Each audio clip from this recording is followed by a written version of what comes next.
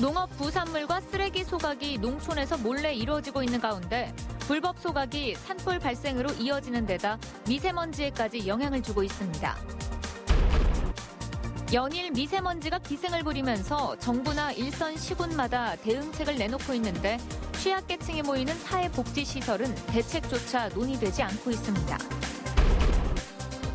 강원도와 춘천시가 스마트팜 첨단 농공단지 유치에 나섰으나 유치 찬성과 반대 의견이 엇갈리고 있어 선정 결과에 따라 갈등이 예상됩니다.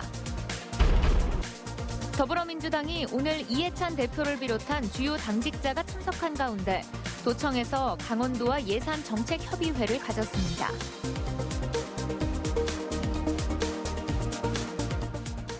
시청자 여러분 안녕하십니까? 최근 농사 준비로 농촌에서 농업부산물과 쓰레기를 소각하는 경우가 많은데요.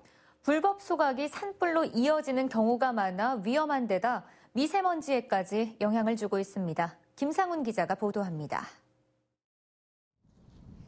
산 바로 아래에 있는 밭이 까맣게 탔습니다. 마을 주민이 쓰레기를 태우다 불씨가 바람에 날려 번진 겁니다. 불은 인근 묘목 130여 그루까지 태우고 나서야 꺼졌습니다. 앞서 지난 3일 원주에서도 밭에서 쓰레기를 태우다 불이 야산으로 번져 1000제곱미터의 산림 피해가 났습니다. 이처럼 쓰레기나 농업 부산물을 태우다 산불로 이어지는 일이 최근 잇따르고 있습니다. 벌써 이달 들어 12건이 발생했고 최근 5년간 발생한 1430건 가운데 22%가량인 325건이 영농 시작철인 3월에 발생했습니다. 소각하는 분들은 자신이 생각했을 때는 안전하다고 이제 생각을 하는데 이 바람이 부는다든가 하면은 자신이 어떻게 통제할 수 없는 정도로 빨리 확산이 되기 때문에 논이나 밭에서 쓰레기를 무단으로 태우거나 산과 가까운 곳에서 쓰레기를 태우는 것은 불법입니다.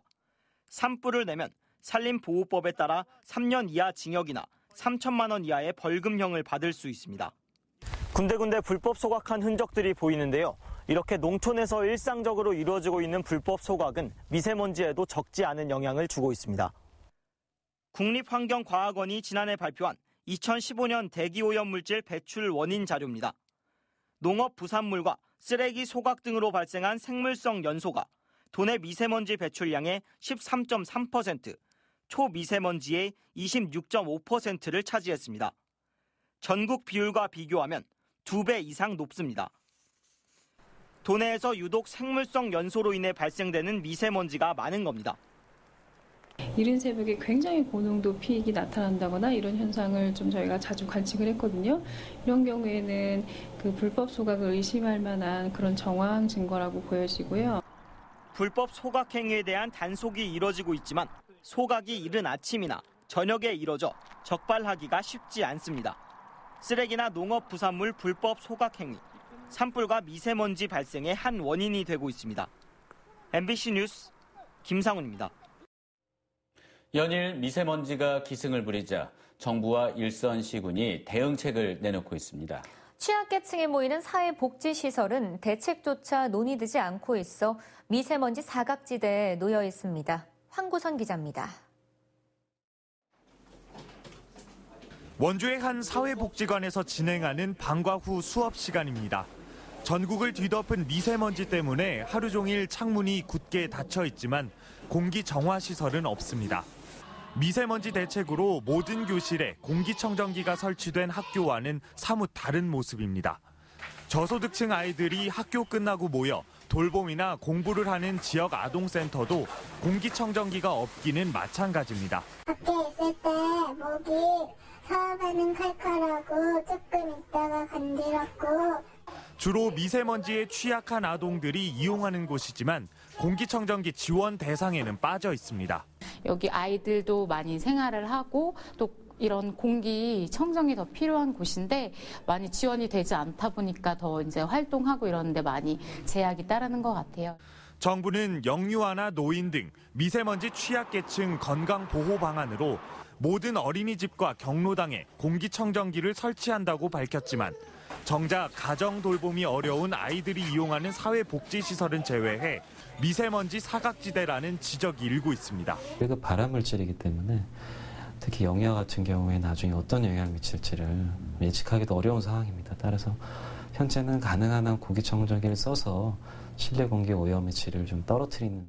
예산 부족으로 미세먼지에 적극적으로 대응할 수 없는 사회복지시설에도 정부의 관심과 지원이 필요해 보입니다. MBC 뉴스 황구선입니다.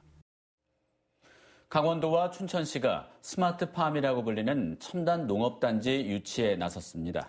하지만 유치 찬성과 반대 의견이 엇갈리고 있어 선정 결과에 따라 갈등이 예상됩니다. 백승호 기자가 취재했습니다. 강원도 스마트팜 혁신밸리 조성 부지입니다. 강원도와 춘천시는 동면 지내리 24헥타르에 여름 딸기와 고추냉이 등 특화작물 재배단지를 추진합니다. 또 이곳의 창업 보육센터에서 청년들을 교육시켜 대규모 농업 경영자로 키울 계획입니다.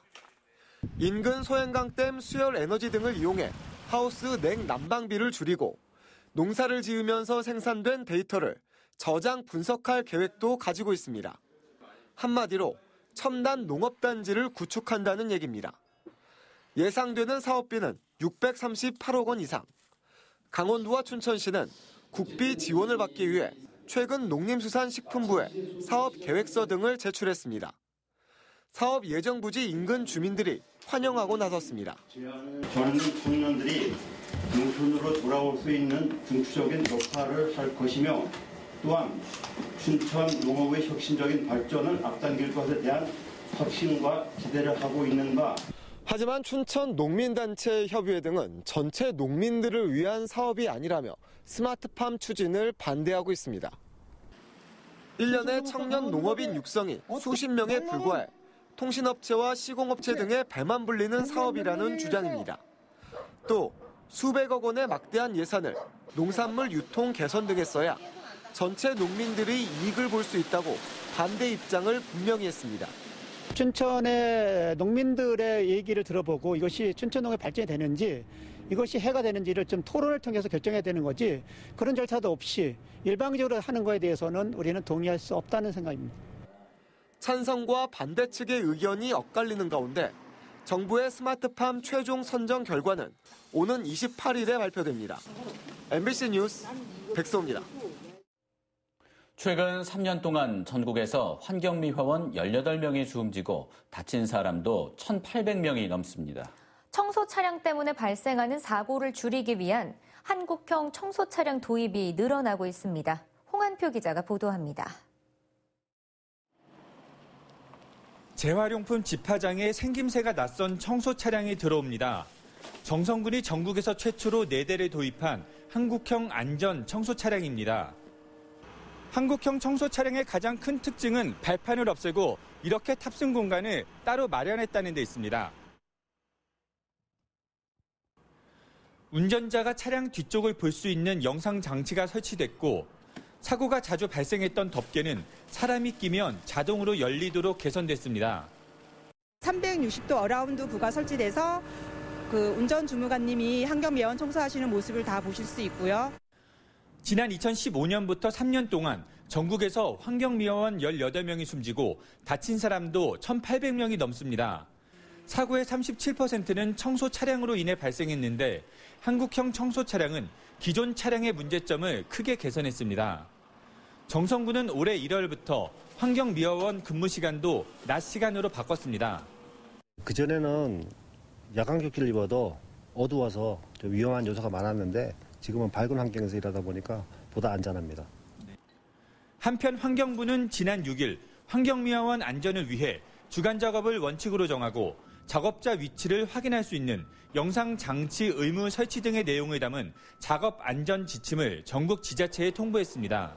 MBC 뉴스 홍한표입니다. 더불어민주당이 오늘 도청에서 강원도와 예산정책협의회를 가졌습니다. 이해찬 민주당 대표를 비롯해 최문순 지사, 송기현, 심기준 의원, 민주당 소속 시장 군수 등이 참석한 가운데 열린 오늘 협의회에서는 도와 시군 현안, 내년 국비 확보 방안을 논의했습니다. 강원도는 이모빌리티 클러스터 조성, 삼척 액체수소 도시, 수열에너지 클러스터 등 3대 신산업, 춘천 속초 고속화철도, 제2경춘국도 등 내년 국비 확보 현안 사업 등을 건의했습니다. 강원도는 내년 국비 확보 목표액 6조 3천억 원이 필요하다는 입장을 전달했습니다. 해빙기를 맞아 낙석으로 인한 사고 위험이 높아지고 있습니다. 강원도에 따르면 도내에는 급경사지 붕괴 위험지구는 모두 363곳에 달하고 있습니다. 이 가운데 정비 사업이 완료된 곳은 134곳에 불과하고 63%인 229곳은 위험지구로 남아있는 것으로 나타났습니다. 또한 재해 위험도가 높은 D2 등급은 도내 모두 258곳에 달하는 가운데 119곳은 정비됐으며 나머지 58%인 139곳이 정비가 덜 된 것으로 나타났습니다. 최근 기온이 올라가며 AI 등 가금류 질병 위험성이 높아지자 강원도와 시군이 판매업소 등에 대한 점검을 강화합니다.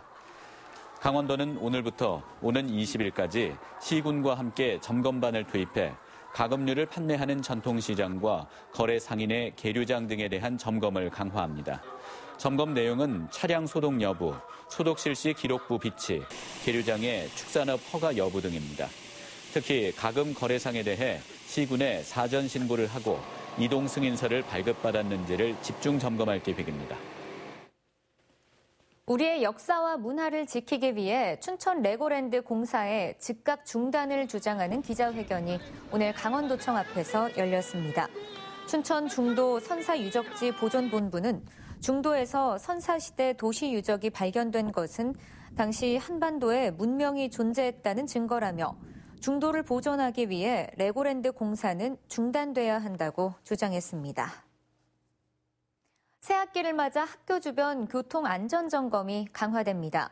강원도 교육청은 오늘부터 22일까지 2주 동안 도내 학교 주변에서 어린이 보호구역 안 불법 주정차와 통학차량 안전띠 착용, 학교 주변 통학로 안전 여부 등을 집중 점검합니다. 교육청은 도내 17곳 교육지원청이 관할 경찰서에 요청해 등하교 시간대에 집중 안전관리를 실시할 계획이라고 밝혔습니다. 춘천에서 생산되는 농산물을 가공 포장해 시장에 출하할 수 있는 농산물 종합가공센터가 신부급 율문리에 건립됩니다. 춘천시는 사업비 20억 원을 투입해 지상 1층, 연면적 660제곱미터 규모의 농산물 종합가공센터를 올해 말에 준공할 계획이라고 밝혔습니다. 춘천시는 농산물 가공센터가 운영되면 지역 먹거리 개발과 고용 창출 등의 효과가 기대된다며 오는 12일과 15일 농업기술센터에서 사업설명회를 열기로 했습니다. 춘천시가 오는 2022년까지 쓰레기 발생량을 해마다 2.5%씩 줄이기로 했습니다. 춘천시는 정부의 자원순환 기본 계획에 따라서 쓰레기 감량 사업에 나선다며 현재 7만 6,220톤의 쓰레기 발생량을 2022년까지 6만 8천여 톤으로 줄일 계획입니다. 춘천시는 시민들의 능동적인 참여를 유도할 지역 협의체를 만들고 행정복지센터에 캔과 페트병 등 재활용품 자동 수거 장비도 설치할 계획입니다. 인제군이 올 연말 인제읍 지역에 안정적인 LP가스 공급을 시작합니다. 인제군은 이달부터 남북 1리 및 상동 5리 구간 시설 공사를 시작으로 군단위 LPG 배강망 구축 사업을 시작했습니다. 인제읍 LPG 배강망 구축 사업은 지난해부터 200억 원이 투입돼 90톤 규모의 LPG 저장 탱크와 공급 배관, 가스보일러 설치 등을 포함하고 있습니다. 인제군은 사업이 완료되는 올 연말에 인제읍, 상동리와 남북리 등 9개리 1,700여 세대별로 LPG 가스를 공급할 예정입니다. 화천군이 2020년부터 2022년까지 진행될 토양 개량제 지원 사업 사전 신청을 접수합니다. 이상으로 뉴스데스크 강원을 마칩니다. 시청해주신 여러분 고맙습니다.